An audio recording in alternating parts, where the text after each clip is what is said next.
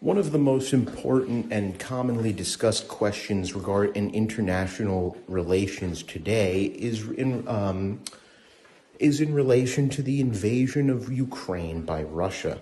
There was a period of time after World War II where society had thought that the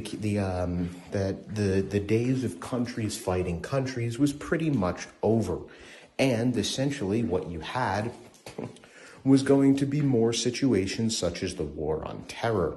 This proved not to be in February 2022 when Russia invaded Ukraine, starting a conflict that goes on even to this day. But how do the various theories of international relations help us understand this war, and what exactly do they say about the various causes, actors, etc., etc.?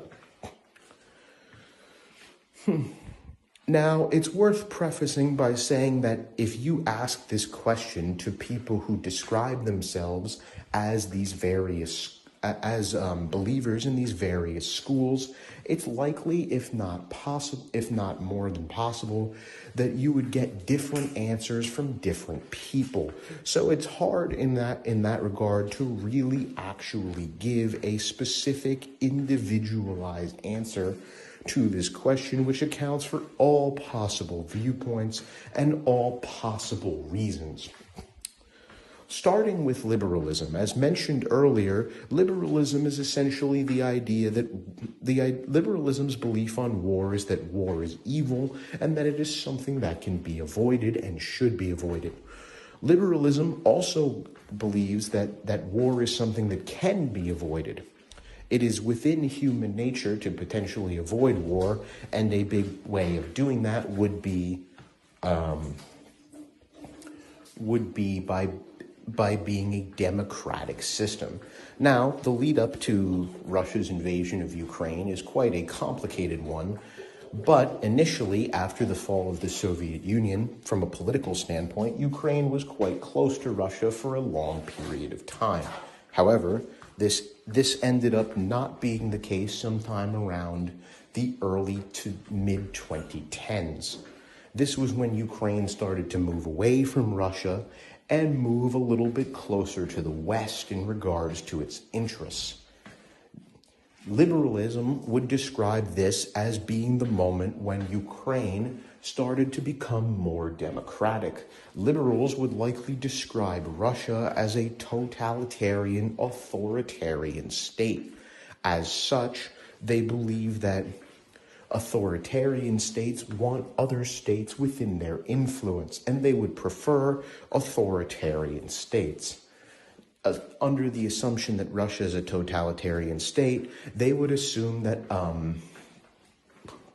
they would want Ukraine to also be an authoritarian, totalitarian state in order for Russia to be closer to them. As such, this ultimately led to Russia invading Ukraine because, again, Russia is an autocracy in the eyes of liberals, and they believe that this is the biggest reason for war. In the case of realism, realists simply define war as advancing states' interests. This is obviously the simplest explanation for the war, which is essentially that Russia invaded war, which is essentially that Russia committed the invasion of Ukraine and committed to starting the war because they assumed it was in their interests.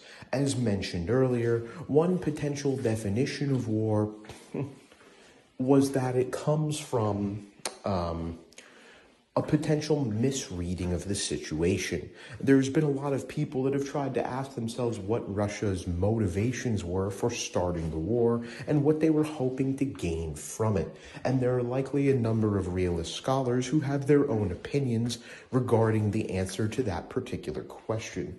But the realism belief would be essentially that Russia invaded Ukraine because they thought there was some benefit to them. Marxist theory is an interesting one with regards to this particular situation. It is well known that after the fall of the Soviet Union, there was something of a power vacuum, and this power vacuum was filled by a number of oligarchs. And Russian oligarchs have a large amount of influence in the country. Like in every country, oligarchs are the bourgeoisie. So the Marxist explanation for this particular war would be quite simple. The explanation for it is the same as any other war. It's a bourgeoisie war, which is designed to increase material wealth for the bourgeoisie class at the expense of the proletariat class. In a sense, this can be observed in Russia, as shortly after the war broke out, they initiated a draft and drafted a number of people. Feminist theory, again, provides a relatively simplistic explanation for war. It's related to aggression and masculine forms of dominance and desire for protection. The current ruler of Russia, Vladimir Putin, is indeed a man. So the idea is that essentially it's some form of masculine chest beating on the part of Putin, whether that be to prove his dominance, to prove himself as a strong leader, to put himself in the history books, or just an assumption that that had he been a woman, that this particular invasion wouldn't have happened. The English school is another one with a relatively interesting theory. In this particular, as mentioned previously, the English school falls somewhere in between the school of liberalism and the school of realism. The biggest problem with English school can sometimes be to determine where it would lie on issues like this. Considering English school still gives a pretty big credence to the state's beliefs and the state's opinions, it is likely that in this particular instance, they would likely give the nod to states' interests. They would probably agree with liberalism here, or they would probably agree with realism here, and state that what was caused by, and state that what the result of the cause of the war in this instance was that it was in Russia's interest, or at least in the interest of its government, and that Putin and the Russian government thought there was something to gain by invading Ukraine, and that the risks outweighed the risks, or at least they did at the time. The war in Ukraine is a situation where it is currently unclear how long it'll continue to go. The United States has a new president, President Donald Trump, who has made many